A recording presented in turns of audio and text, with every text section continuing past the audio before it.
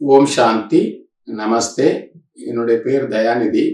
நான் இங்கே real estate ஃபீல்டில் சென்னையில் இருக்கேன். ரியல் எஸ்டேட் ஃபீல்டில் பிஸ்னஸ் பண்ணிகிட்டு இருக்கேன்.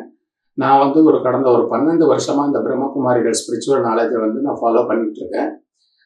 எனக்கு முதல்ல நாலேஜ் கிடைச்சது நான் ஹைதராபாத்தில் ஒரு 12 வருஷங்களுக்கு முன்னால். ஆனால் அதுக்கு ஒரு 3 வருஷத்துக்கு முன்னாலேயே நான் இருக்கிற அப்பார்ட்மெண்ட்லேயே இந்த இந்த பிரம்மகுமாரிகள் இருந்தாங்க. அவங்க என்னை கூப்பிட்டுருந்தாங்க, என்னை அப்ரோச் பண்ணியிருந்தாங்க. தியானம், மெடிடேஷன் கற்றுக்கங்க, ஃப்ரீயாக தான் சொல்லித்தரோம் அப்படின்னு. ஆனால் நான் அப்போ அவங்களுக்கு சொன்ன ஒரே ஒரு வார்த்தை என்னென்னா, எனக்கு டைம் இல்லை அப்படின்னு சொன்னது தான். ஏன்னா நான் பிஸ்னஸில் கொஞ்சம் கான்சன்ட்ரேட் பண்ணிவிட்டு ரொம்ப வெளியூருக்கெல்லாம் போய்கிட்டு இருப்பேன். அதனால் நான் டைம் இல்லைன்னு சொல்லிட்டேன். அதுக்கப்புறம் ஒரு வருஷம் கழித்து பார்க்கும்போது என்னோடய பிஸ்னஸில் எதிர்பாராத விதமாக ஒரு தொய்வு ஏற்பட்டுச்சு. நான் ஒரு இம்போர்ட் பிஸ்னஸ் பண்ணிக்கிட்டு இருந்தேன். அதில் ஒரு பெரிய லாஸ் ஏற்பட்டுச்சு. லாஸ் ஏற்பட்ட பிறகு எனக்கு அந்த லாஸை சரி பண்ணுறதுக்கு மறுபடியும் பண்ணும்போது இன்னமும் லாஸ் ஆகிக்கிட்டே இருந்தது. அப்போ நான் சின்ன வயசுலேருந்து நிறைய கோவிலுக்கெல்லாம் போவேன், பக்தி நிறைய. அதனால் இன்னும் நிறைய கோவில்களுக்கு போக ஆரம்பித்தேன்.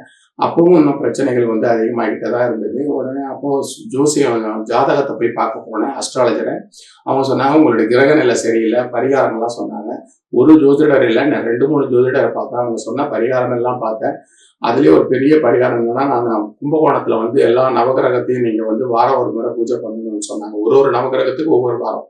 அப்படி நான் ஹைதராபாத்லேருந்து ஃப்ளைட்டில் வருவேன். ஃப்ளைட்டில் சென்னைக்கு சென்னையிலேருந்து கும்பகோணத்துக்கு காரில் போயிட்டு ஒவ்வொரு வாரமும் நான் பரிகாரம் பண்ணேன். அப்போ எவ்வளோ எக்ஸ்பென்ஸ் ஆச்சு. ஆனாலும் எனக்கு அந்த பிரச்சனைகள் அதே மாதிரி தான் இருந்தது. அந்த மாதிரி நிலைமையில இருக்கும்போது கூட அப்பவும் நான் அந்த தியான கிளாஸ்க்கு போகல. அப்பவும் ஒரு நாள் அவங்க எதேச்சையாக பேசிட்டு இருந்தாங்க. என்கிட்ட பேசிட்டு இருக்கும்போது, நீங்கள் ஏன் இந்த மாதிரி வெளியூர், அவங்களுக்கு என்னுடைய பிரச்சனைகள்லாம் தெரியாது. ஆனாலும் அவங்க கேட்டாங்க, ஏன் நம்ம வெளியூர்லாம் ரொம்ப உழைச்சிட்டு இருக்கிறீங்க, அதிகமாக உழைக்கிறீங்க ஏன்னு கேட்டாங்க. என்னோட குடும்பம் நிம்மதியாக இருக்கணும். எனக்கு மனைவி, 2 பெண் குழந்தைகள்.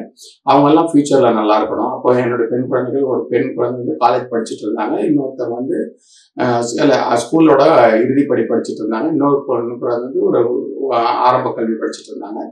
ஸோ 2 பேரோட ஃபியூச்சர் நல்லா இருக்கணும், அவங்க ஃபியூச்சரில் நிம்மதியாக இருக்கணும், நான் ஃபியூச்சரில் நிம்மதியாக இருக்கணும் அப்படின்னு சொன்னேன். அப்போ நீங்கள் இப்போ நிம்மதி இல்லையான்னு கேட்டாங்க. அது உடனே என்னால் பதில் சொல்ல முடியல. ஆமாம், ஓரளவுக்கு நிம்மதி இல்லை தான் அப்படின்னு சொன்னேன். உடனே அப்போ சொன்னாங்க, இப்போவும் நீங்கள் நிம்மதியாக இருக்கணும், ஃபியூச்சர்லையும் இதை விட நிம்மதியாக இருக்கணும்னா நீங்கள் இந்த தியானம் பாருங்கள், இது எப்படின்றது கேளுங்க, கேட்ட பிறகு உங்களுக்கு பிடிச்சிருந்தோன்னா நீங்கள் கண்டினியூ பண்ணுங்கன்னு சொன்னாங்க.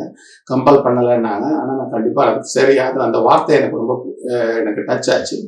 சரி, என்னன்றது கேட்கலான்ற மாதிரி போனேன். ஆனால் எனக்கு முதல் நாளே எனக்கு இம்ப்ரெஸ் ஆச்சு. அந்த நாலேஜ் லாஜிக்காக இருந்தது. பிரம்மகுமாரிகள் நாலேஜ் லாஜிக்காக இருந்தது. நான் அதுக்கு முன்னாடியே 2-3 ஸ்பிரிச்சுவல் ஆர்கனைசேஷன்லாம் போயிருக்கேன். அவங்களுக்கு ஒரு மதிப்பு கொடுத்து கேட்டேனே தவிர எனக்கு லாஜிக்காக படலை. இது ரொம்ப லாஜிக்காக இருந்தது அவங்க சொன்னது.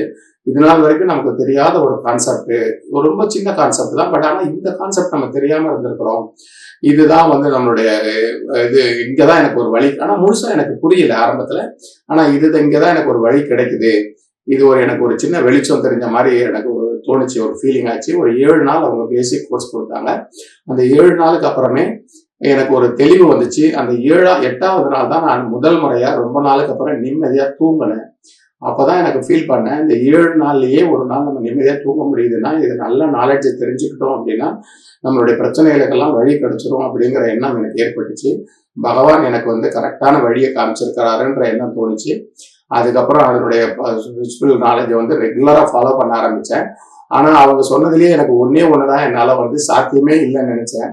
ஏன்னா அவங்க ஒரு 4 மணிக்கு எந்திரிச்சு மெடிடேஷன் பண்ணிங்கன்னா நல்லா இருக்கும்னு சொன்னாங்க. ஆனால் என்னுடைய வழக்கம் அது வரைக்கும் 7 மணிக்கு குறைஞ்சி நான் எந்திரிக்கிறதே கிடையாது. அப்படி இருக்கும்போது அது என்னால் முடியாதுன்னு நினச்சேன். அப்புறம் நான் ஒரு 10 நிமிஷமாக ப்ராக்டிஸ் பண்ண ஆரம்பித்தேன். ஆனால் இது ரொம்ப நல்ல பலனை கொடுத்துச்சு. அந்த அதிகாலையில் எழுந்தபடி ப்ராக்டிஸ் தியானம் பண்ணது என்னுடைய பிரச்சனைகளுக்கெல்லாம், என்னோட பிரச்சனை தீர்ந்துருச்சுன்னு சொல்ல மாட்டேன், ஆனால் எனக்கு ஒரு வழி கிடைச்சிது. அதை பெரிய பெரிய பிரச்சனைகள்லாம் நான் கிராஸ் பண்ணி வந்தேன். அப்போ ஒவ்வொரு முறையும் இந்த நாலேஜ். அதுக்கப்புறம் நான் சென்னைக்கு வந்துட்டேன். சென்னையில் எனக்கு ரொம்ப அருமையான பாலனை கிடைச்சிது. அடையாறில் இருந்தேன். இங்கே எனக்கு நிறைய என்னுடைய அந்த பிரச்சனைகளை எல்லாம் கிராஸ் பண்ணுறதுக்கான சக்தி கிடைச்சிது இந்த தியானம் மூலமாக. அந்த நாலேஜ் கிடைச்சிது. எனக்கு நிறைய நேரங்களில் தோணும், ஏன் எனக்கு மட்டும் இந்த மாதிரிலாம் நடக்குது அப்படின்ற எண்ணங்கள்லாம் எனக்கு தோணும். அந்த எண்ணங்களுக்கு எல்லாத்துக்கும் பதில் கிடைச்சிது. இது எப்படி நம்ம வந்து பிரச்சனையை ஃபேஸ் பண்றது, அதுக்கு இந்த இந்த தியானத்துக்கு வர்றதுக்கு முன்னாடி ஒரு சின்ன பிரச்சனைனா கூட அப்செட் ஆகி வீட்டில் போய் நான் உட்காந்துருவேன். நானும் அப்செட் ஆகி என் வீட்டில் இருக்கவங்களையும் அப்செட் பண்ணியிருக்கிறேன். இப்போ எனக்கு வந்து நான் மாறினதை பார்த்து என்னுடைய ஒய்ஃபும் வந்து ஃபாலோ பண்ணாங்க. என்னுடைய குழந்தைகள் கூட என் குணத்துல வந்த மாறுதலை பார்த்துட்டு அவங்களுமே இந்த நாலேஜுக்கு வந்தாங்க. இப்போ நாங்கள் ஃபேமிலியே இந்த நாலேஜில் இருக்கிறோம். இந்த நாலேஜ் பண்ணும்போது இப்போ அதுக்கு முன்னாடி இந்த பிரச்சனைகளுக்கெல்லாம் வழி என்னன்னு தெரிஞ்சது காலம் போக இப்போ ப்ராக்டிஸ் பண்ண இப்போ என்னையுமே சில பேர் வந்து அவங்களுடைய பிரச்சனைகளை எங்கிட்ட சொல்லி கேட்குறாங்க. அதை நினைக்கும் போது எனக்கு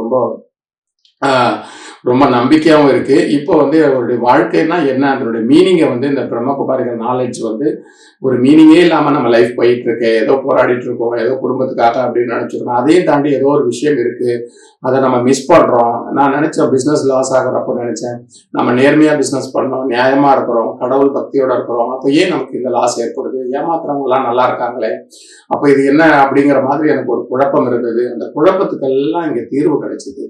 ஏன் அப்படி ஆகுது, என்ன ஆகுச்சு, ஏதோ ஒன்று நம்ம மிஸ் பண்றோம். அப்போ நான் என்னுடைய கிரகம் சரியில்லை, டைம் சரியில்லை, அப்படியெல்லாம் நினைச்சிட்டு இருந்தேன். அதெல்லாம் அந்த ஸ்பிரிச்சுவல் நாலேஜில் வந்து எனக்கு வந்த பிறகு நிச்சயமா என்னுடைய புத்தியில நான் ஒரு தப்பான டிசிஷன் எடுத்திருக்கிறேன். அதுதான் என்னுடைய பிரச்சனைக்கு காரணம் தெரிஞ்சிருந்தது. அன்னைக்கு அவங்க எனக்கு கூப்பிட்டப்போ நான் சொன்ன அந்த டைம் இல்லைன்னு சொன்ன ஒரு வார்த்தையை நினைச்சு இன்னைக்கும் நான் வருத்தப்படுறேன். ஏன்னா நான் 3 வருஷத்துக்கு முன்னாடியே எனக்கு அந்த நாலேஜ் கிடைச்சிருந்தா என்னோட பிரச்சனையிலேருந்து தப்பிச்சிருப்பேன். ஆனால் இப்போ வந்து அதுக்கப்புறம் அதை விட எவ்வளவு பெரிய பிரச்சனைகள் வந்தாலும் அது எனக்கு ஒரு பிரச்சனையாவே தெரியறது இல்லை, அதுக்காக ஃபீல் பண்றதே இல்லை. அப்படிப்பட்ட ஒரு நாலேஜ் எதுக்கு, எல்லா ஒரு பிரச்சனைக்கும் ஒரு நாலேஜ் கிடைக்குது. இந்த நாலேஜ் அப்ளை பண்ணா இந்த இந்த பிரச்சனை ஈஸியா சால்வ் பண்ணலாம் அப்படிங்கிறது. ஏதாவது சிம்பிளா லைஃப் டே டு லைஃபை எப்படி வந்து நம்ம பீஸ்ஃபுல்லா ரன் பண்ணணும் அப்படிங்கிறத இந்த நாலேஜுக்கு வந்த பிறகுதான் நான் கத்துக்கிட்டேன். இந்த நாலேஜுக்கு வந்து என்னுடைய லைஃப் ரொம்ப ரொம்ப யூஸ்ஃபுல்லா இருக்கு. என்னுடைய லைஃப் யூஸ்ஃபுல்லா இருக்கிறதுல மட்டும் இல்லாம இப்ப என்ன சுத்தி இருக்கிறவங்க கூட சில பேர் என்கிட்ட வந்து இந்த மாதிரி பிரச்சனை இருக்கு, எப்படி பண்றது, எப்படி அப்படின்னு ஆலோசனை கேட்கிற அளவுக்கு என்னால ஓரளவுக்காவது சொல்ல முடியுது. அப்போ அந்த அளவுக்கு இருக்கு. என்னுடைய பிரச்சனைக்கே நான் வழி தெரியாம இருந்தப்போ இப்போ மற்றவங்களுடைய பிரச்சனைக்கு வழி சொல்ற அளவுக்கு இந்த ஸ்பிரிச்சுவல் நாலேஜ் என்னை வளர்த்து விட்டுருக்கு. இந்த ஸ்பிரிச்சுவல் நாலேஜ்ல எனக்கு இன்னொரு பிடிச்ச விஷயம் என்னன்னா, இதுல நீங்க எந்த பிரம்மகுமாரிகள்ல மட்டும் பாத்தீங்கன்னா தான் லேடிஸ் வந்து அந்த ஆர்கனைசேஷன் ஹெட்டா இருப்பாங்க. ரொம்ப அவங்க தலைமை பொறுப்புல இருக்கிறவங்களுடைய எளிமை எனக்கு ரொம்ப பிடிச்சிருந்தது. நீங்க எல்லா ஆர்கனைசேஷன்லாம் இது ஒரு 87 வருஷமா இருக்குது. ஆனா அந்த தலைமை பொறுப்புல இருக்கிறவங்களுக்கும் நான் நிறைய பார்த்திருக்கேன். இங்க அவங்களுடைய எளிமையான உணவு பழக்கம், இனிமையா பழகிறது, பேசுறது, இது எல்லாமே எனக்கு ரொம்ப ரொம்ப பிடிச்சிருந்தது. இதுதான் நான் இந்த இதுல வந்து கண்டினியூ ஆகுறதுக்கான காரணம். இப்போ எனக்கு நான் எந்த அளவுக்கு நான் பலன் அடைஞ்சனோ அதே மாதிரி நான் எல்லாருமே நிறைய பேர் பலன் அடையணும். நானுமே இதை பத்தி புரியாம முதல்ல டைம் இல்லைன்னு சொல்லி நான் வந்து ஒரு காலம் தாழ்த்திட்டேன். இந்த மாதிரி இப்பவும் எங்கிட்டையும் சில பேர் சொல்றாங்க, சொல்லும்பொழுது எனக்கும் கஷ்டமா இருக்கு. ஆனா அவங்களுமே புரிஞ்சுக்கணும். ஏன்னா அதுக்காக தான் எங்களுடைய அனுபவம் தான் என்னுடைய வாழ்க்கை. எல்லாருமே அனுபவிச்சுதான் கத்துக்கணும்னா முடியாது. ஒருத்தருடைய அனுபவம் தான் நமக்கு பாடமா அமையும். என்னுடைய அனுபவம் நிச்சயமா நிறைய பேருக்கு பாடமா அமையணும். ஏன்னா நான் அவ்வளவு பெரிய பிரச்சனையில வந்து நான் வந்து ரொம்ப சிம்பிளா எந்த ஒரு பேக்ரவுண்ட் இல்லாம பின்புலம் இல்லாம வந்தேன். அதுக்கப்புறம் நான் வந்து ரியல் எஸ்டேட் பிசினஸ் சென்னையில பண்ணேன். அப்பவும் பாத்தீங்கன்னா கொரோனா டைம்ல வந்து நிறைய எல்லாருக்குமே ப்ராப்ளம் இருந்த மாதிரி என்னையும் பாதிச்சுது. அப்போ என்னுடைய கொலீக்ஸ் எல்லாம் என்ன சொல்லுவாங்கன்னா, என்கிட்ட ஃபோன் பண்ணுவாங்க. நான் எப்பவுமே சிரிச்சு பேசிட்டு இருப்பேன், சந்தோஷமா இருப்பேன். அப்போ அவங்க கேட்பாங்க, என்ன இவ்வளவு பெரிய பிரச்சனையிலேயே நீ வந்து சந்தோஷமா இருக்கிற, நிறைய சேர்த்து வச்சுட்டியா, இல்லைன்னா உனக்கு பின்னால யாரா இருக்காங்களா, சப்போர்ட் பண்றாங்களா அப்படின்னு கேட்பாங்க. அப்போ நான் சொல்லுவேன், எனக்கு பகவான் தான் என் பின்னால இருக்காரு அப்படின்னு. அவ்வளவு இதுலயும் எனக்கு வந்து அந்த பிரச்சனைகள் எதுவுமே எனக்கு வந்து ஃபீல் ஆகலை. ஒரு காலத்துல என்னால 7 மணிக்கு முன்னாடி எந்திரிக்கவும் முடியாது. இப்போ என்னால 4 மணிக்கு மேல தூங்கவே முடியாது. அந்த மாதிரி ஒரு நல்ல ஒரு பழக்க வழக்கம், உணவு பழக்க வழக்கம் எல்லாமே மாறி போச்சு. இதனால என்னோட குடும்பத்திலையும் அந்த பழக்க வழக்கங்கள்லாம் கத்துக்கிட்டாங்க. அவங்களுடைய ஃபியூச்சருக்கும் இந்த பழக்க வழக்கம் ரொம்ப உதவுது இப்போ. ஸோ இப்படி வந்து நிறைய பலன்கள். இது வந்து என்னால வார்த்தைகள் அவ்வளோ சீக்கிரம் என்னால சொல்ல முடியாது. இதுல வந்து அனுபவம் பண்ணணும். இந்த அனுபவிக்கிறவங்களுக்கு மட்டும்தான் இதை வந்து இதனுடைய ஆழம் புரியும். ரொம்ப ரொம்ப இது வந்து மதம், மொழி எதுவும் சம்மந்தப்பட்டது கிடையாது. எல்லாருடைய மனது ரொம்ப ரொம்ப இம்பார்ட்டன்ட். நம்ம இந்த மனதை கண்ட்ரோல் பண்ணிட்டோம் அப்படின்னா எல்லாமே கண்ட்ரோல் பண்ணிடலாம். இதுக்காக நான் மெடிடேஷன், நான் தியானத்துக்கெல்லாம் போயிருக்கிறேன். நான் அப்பெல்லாம் அவங்க என்ன சொல்லுவாங்கன்னா, மனசை கண்ட்ரோல் பண்ணுங்க, ஏதாவது ஒரு இடத்துல கான்சன்ட்ரேட் பண்ணுங்கன்னு சொல்லுவாங்க. அவங்க சொல்லும் போதுதான் நமக்கு வேற ஏதாவது வேஸ்ட் தாட்ஸ் போயிட்டே இருக்கும். ஆனா இங்கே மட்டும்தான் பிரம்மகுமாரிகளை மட்டும்தான் மனம், புத்தி ரெண்டுத்துக்கும் கனெக்ஷன் இருக்கு. இது ரெண்டையும் நீங்க வந்து ஒன்று சேர்ந்து கண்ட்ரோல் பண்ண கத்துக்கங்கன்னு சொல்லி கொடுக்குறாங்க. அதுக்கப்புறம் தான் நம்மளுடைய வந்து அந்த கண்ட்ரோலிங் பவர் எனக்கு வந்தது. இந்த கண்ட்ரோலிங் பவர் வந்தனால தான் இப்போ நம்மளால வந்து இந்த இந்த எனக்கு கூட லைஃப் டே டு லைஃபும் நல்லா இருக்கு. வரக்கூடிய என்னுடைய ஃபியூச்சர் வந்து எனக்கு கிளியராக தெரியுது. இதுதான் நம்ம லைஃப் வந்து மற்றவங்களுக்கு உதவணும், நம்மளும் நல்லா இருக்கணும் அப்படிங்கிற ஒரு பெரிய பாடத்தை இந்த எனக்கு பிரம்மகுமாரிகள் ஸ்பிரிச்சுவல் நாலேஜ் கொடுத்தது. இதனுடைய நான் தலைமையகத்துக்கு கூட ஒரு முறை நான் நிறைய முறை போயிட்டு வந்திருக்கேன் ராஜஸ்தான்ல. அதை வந்து எனக்கு பூலோக சொர்க்கம் மாதிரி எனக்கு தெரிஞ்சது. அந்த இடத்துல எல்லாருமே போய் பார்த்தோம் அப்படின்னா அந்த அளவுக்கு எல்லாருமே ஃபீல் பண்றாங்க. அப்போ நானும் அதை தொடர்ந்து ஃபாலோ பண்ணிட்டு இருக்கிறேன். இதை பார்க்குற எல்லாருமே இதை ஃபாலோ பண்ணால் அவங்களுடைய லைஃப்பும் நல்லா இருக்கும், அவங்களை சுற்றி இருக்கவங்களுடைய லைஃப்பும் நல்லா இருக்கும். நன்றி, வணக்கம்.